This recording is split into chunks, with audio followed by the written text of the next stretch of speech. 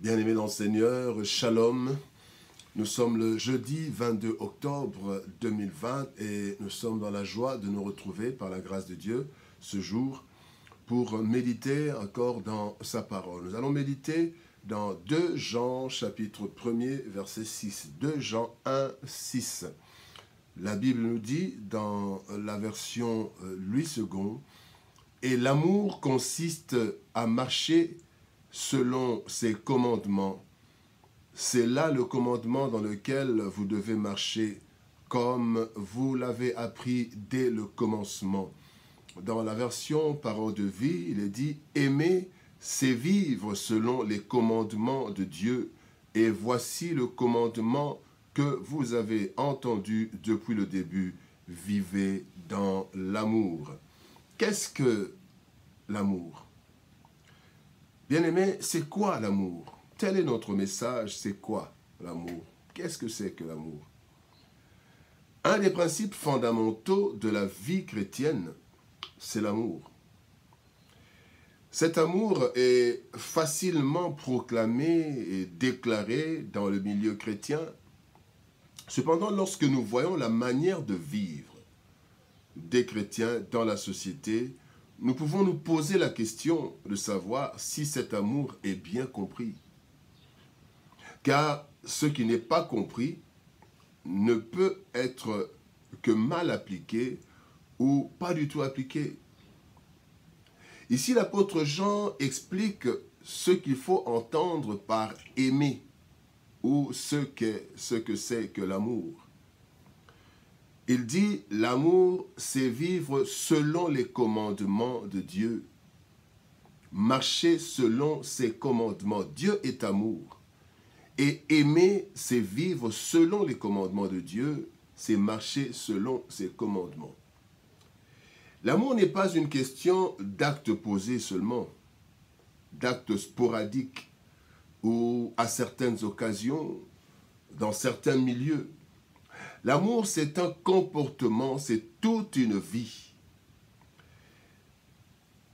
Une vie de comportement, et cette vie est marquée par la conformité aux commandements de Dieu. Et ces commandements, c'est sa parole. Non seulement sa parole, mais aussi ses orientations, ses instructions. Nous lisons sa parole, mais aussi le Seigneur nous oriente à travers des messages qu'il peut nous donner directement. Et pour cela, il y a 3 choses, ou 3 étapes importantes, incontournables, pour prétendre vraiment aimer, pour arriver à ce niveau, à ce standard divin d'amour.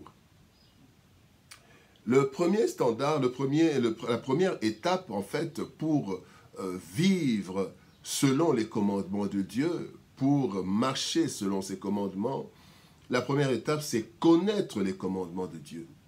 Bien-aimé, la Bible nous dit dans Osée 4, 6, « Mon peuple est détruit parce qu'il lui manque la connaissance. » Dans la vie courante, particulièrement dans le droit, il est dit « Nul n'est censé ignorer la loi. » Bien-aimé, car en cas d'infraction, l'ignorance n'est pas une excuse valable. Et en cas de faute grave, quand vous ne saviez pas qu'il y avait un fil électrique qui passait par là, et vous ne saviez pas, vous n'avez pas cette connaissance, eh bien, l'électricité ne va pas vous épargner parce que vous ne connaissiez pas. Vous n'étiez pas au courant. Donc, la première chose, c'est de connaître les commandements de Dieu. Ici, par commandement, nous entendons la parole de Dieu et les directives particulières que nous pouvons avoir dans des révélations, mais évidemment, conformément à la parole écrite, à la Bible que nous lisons. Donc, c'est très important, bien-aimé, de connaître les commandements de Dieu. Qu'est-ce que Dieu veut? Voilà pourquoi un chrétien est celui et celle, la chrétienne, qui consulte la parole de Dieu, qui consulte la Bible pour savoir ce que Dieu veut, ce que Dieu demande. Bien-aimé dans le Seigneur, il ne faut pas seulement connaître la parole de Dieu, connaître les commandements de Dieu, mais la deuxième chose, c'est qu'il faut les accepter. Accepter les commandements. Bien aimé, tous les commandements de Dieu ne sont pas faciles aux porteurs de joie à première vue, mais nous devons les accepter tels quels. Les commandements de Dieu sont à accepter, parce que si nous les connaissons sans les accepter, nous ne pourrons pas les pratiquer. Luc chapitre 5, verset 5 nous donne la réponse de Pierre, Simon. Après avoir travaillé toute la nuit, Jésus-Christ lui dit de rentrer et de jeter le filet. Et Simon dit au Seigneur, « Maître, nous avons travaillé toute la nuit, donc nous avons tout fait et nous n'avons rien trouvé et nous sommes fatigués, Seigneur. Comment tu peux encore nous dire de rentrer là où nous avons échoué pendant toute la nuit? Nous sommes fatigués, nous avons sommeil et nous ne pensions qu'à une chose, rentrer à la maison et nous reposer dans la désolation, mais nous reposer. » Mais il dit quelque chose. Bien qu'il ait dit, nous avons travaillé toute la nuit sans rien prendre, il ajoute et conclut par, mais sur ta parole, je jetterai le filet. Donc le commandement à la parole de Dieu, bien aimé, elle peut être difficile ou compliquée à comprendre, mais nous l'appliquons. Et quand Pierre l'a appliqué, il a vu la main de Dieu dans sa vie. Et pour accepter, pourquoi nous acceptons les commandements de Dieu? Accepter les commandements de Dieu suppose 3 choses dedans. La première chose, c'est que nous avons confiance au Dieu d'amour. Ce que Dieu me dit, parce qu'il est le Dieu d'amour, je vais l'accepter à cause de son amour. La deuxième chose, c'est que je sais qu'avec Dieu, Dieu fait concourir toutes choses pour mon bonheur. Donc, il m'aime. Il va faire quelque chose, même si ce que je fais ne va pas me faire plaisir, ne va pas me faire donner la joie à première vue, mais le Seigneur fera concourir cela à mon bonheur. Et la troisième chose, Dieu fait chaque chose avec un but. Dieu sait pourquoi il me demande cela.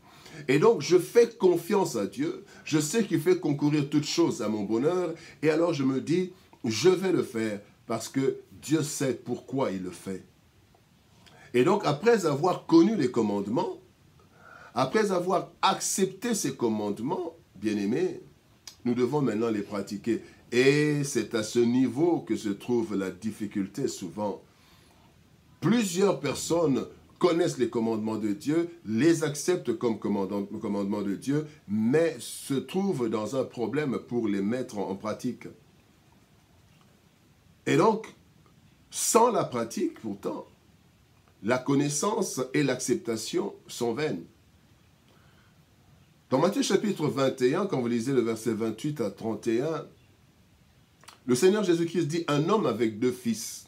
Et s'adressant au premier, il dit, mon enfant, va travailler aujourd'hui dans ma vigne. Il répondit, oui, Père, je vais le faire.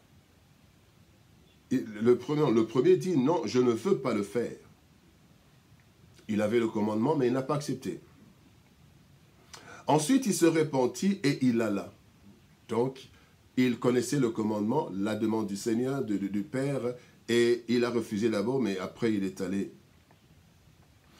Et ensuite, il se répandit, il allait. Et s'adressant à l'autre, il dit la même chose, et ce fils répondit, je veux bien, Seigneur. Et il n'alla pas. Lequel des deux a fait la volonté du Père? C'est celui qui, même qu'il avait refusé, mais le deuxième a accepté. Il a connu le commandement, il a accepté, mais il n'est pas parti. Et donc, il n'a pas accompli la volonté de son Père. Bien-aimé dans le Seigneur, le grand problème maintenant dans notre vie, c'est la pratique de cet amour, dans le comportement de chaque jour.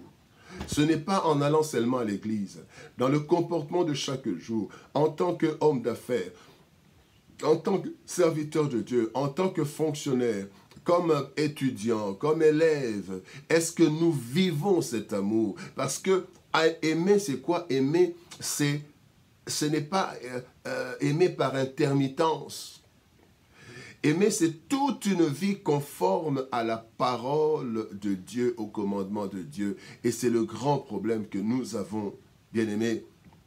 Et si nous avons vu que d'abord, il faut connaître les commandements. Combien de personnes prennent du temps pour lire la parole de Dieu et essayer de comprendre cette parole?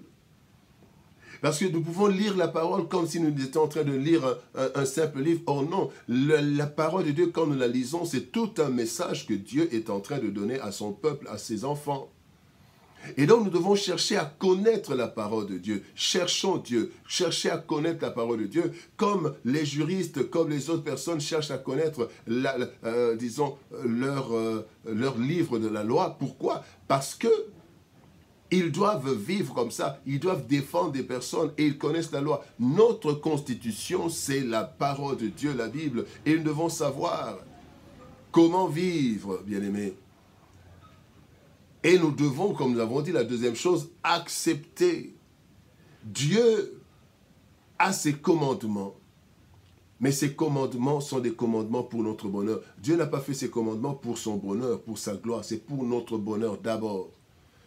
Et quand nous comprenons cela, nous faisons confiance à Dieu, nous devons dire tout ce que la Bible me dit, je l'accepte, tout ce que le Seigneur me le dit, je l'accepte, et maintenant, je dois passer à la troisième chose, à la pratique, mettre en pratique. Le Seigneur Jésus-Christ dit une fois à ses disciples, vous êtes heureux, vous qui connaissez ces choses, pourvu que vous les mettiez en pratique. Quand on ne met pas en pratique, bien aimé, la parole de Dieu, cela ne sert à rien.